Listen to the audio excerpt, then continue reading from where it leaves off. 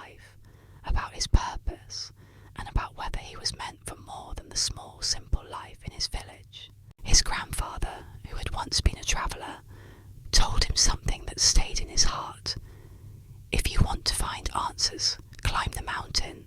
The higher you go, the more clearly you'll see. So one morning before dawn, Mateo set out alone.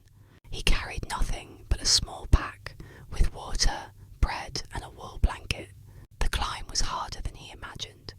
Steep paths, loose rocks, the thin air of higher altitudes. By the second day, his legs burned and doubt filled his mind. Why am I doing this? I could be at home, safe and comfortable.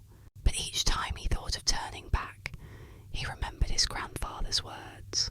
Step by step he pushed on. At night, under a sky crowded with stars, he wrapped himself in his blanket and listened to the silence of the mountains. For the first time in his life, he felt small, but not insignificant. On the fourth day, he reached the summit. The view was endless.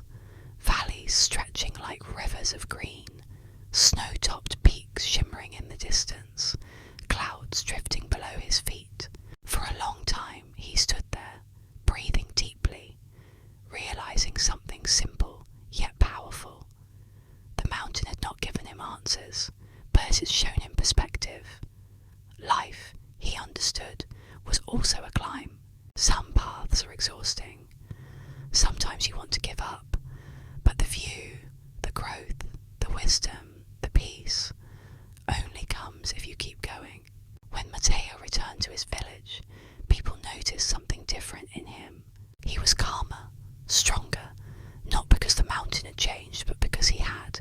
Years later, when younger villagers asked him about the meaning of life, he simply smiled and said, "Climb your own mountain.